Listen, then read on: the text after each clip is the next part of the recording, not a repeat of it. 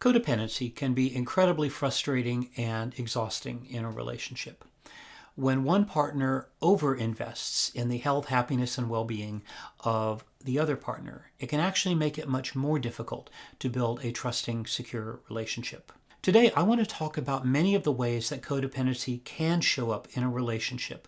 When you understand these things, you can begin along a path of understanding codependency and take steps to rectify these patterns to hopefully secure your relationship and move forward in ways that you both feel confident and good about.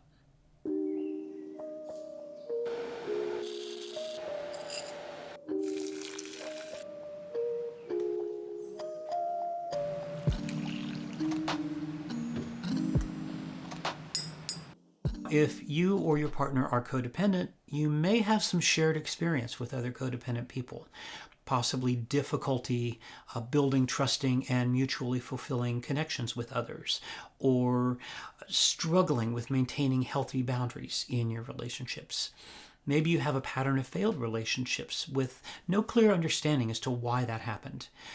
Or maybe you just spend so much of your energy giving to other people and you're devastated when they don't appreciate or accept the help you're trying to bring to them. Now, in today's video, I'm going to talk about 10 of the most common features that I see in codependent relationships. When you understand how this can show up in your relationship, you can begin a path towards healing so that hopefully these patterns don't tear your relationship apart. You can find ways to build trusting connection with your partner. Codependency is when we become over-invested in others' feelings, needs, and desires, tying our own emotional well-being to their happiness and approval. The term codependency was coined in the late 1970s in the addiction treatment community, and clinicians recognized patterns that evolved in families where all of the family members with an addict in the family would kind of make the addict the center of the whole family dynamic.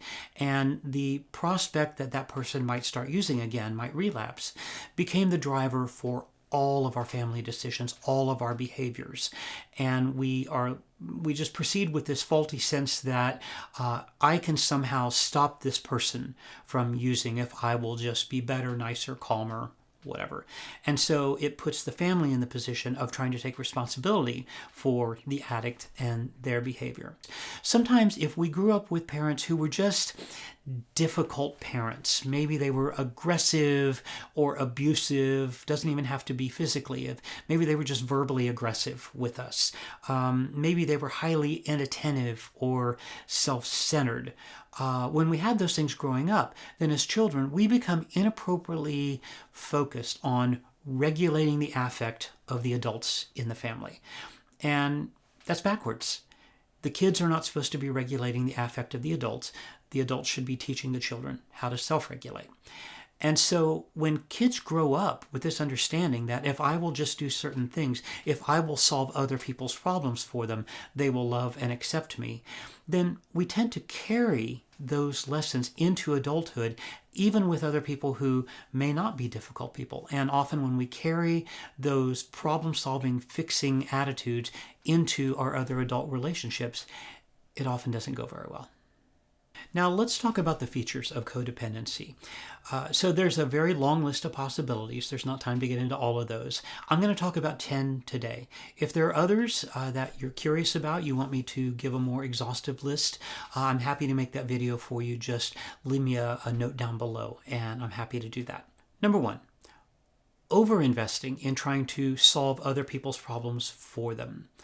In fact, a lot of codependent people have a habit of referring to themselves as fixers, often when it's not needed or wanted. And they can often feel hurt when their attempts to help are either rejected or ineffective. Number two, they can be unaware or dismissive of their own needs. Codependent people often struggle to recognize that they even get to have needs, and it can be incredibly uncomfortable for a codependent person to have someone else try to lean in and attend to their needs, even in legitimate, boundary-appropriate ways. Number three, codependent people may refer to themselves as being too empathetic. and they may have patterns of feeling rejected when they've tried to learn more about other people or involve themselves in other people's problems.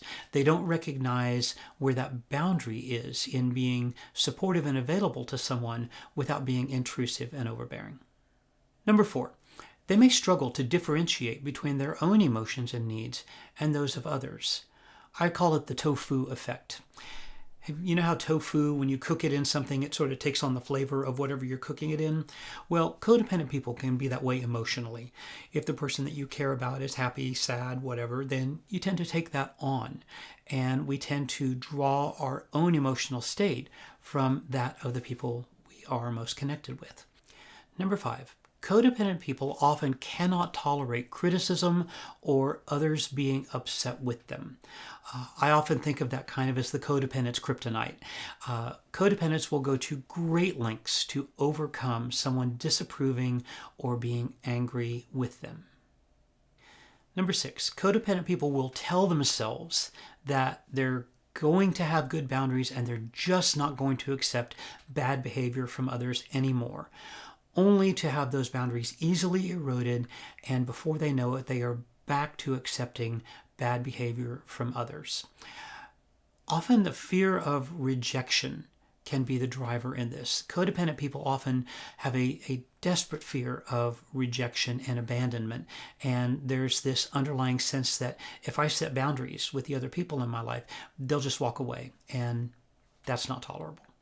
Number 7, codependent people can be prone to anxiety about their relationships, often leaning into the "are we okay" conversations with their partners, often when the partner has no idea what they're talking about or why they might not be okay. Codependent people can actually be triggered or highly sensitive to little changes, like a change in a tone of voice, a sigh, or a shift in posture that may ultimately be meaningless, but they notice it and they attach meaning to it. Number 8, codependent people can often fall hard and fast in new relationships.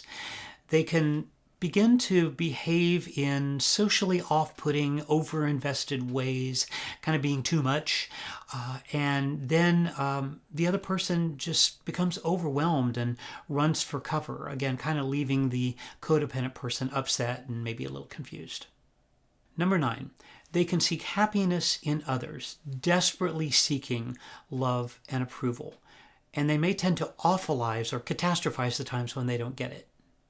Number 10, codependent people may have difficulty trusting their partners or tolerating periods of physical separation.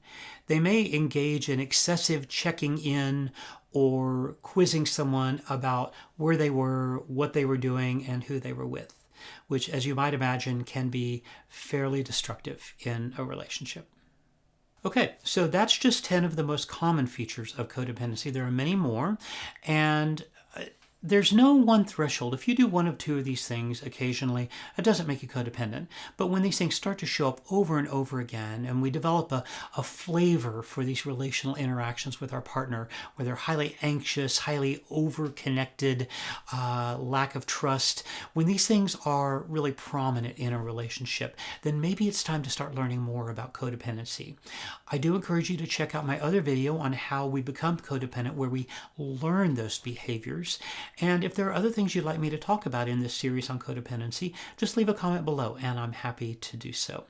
Hey friends, thanks for being here today. I'm always grateful for your time and attention. And until next time, be well.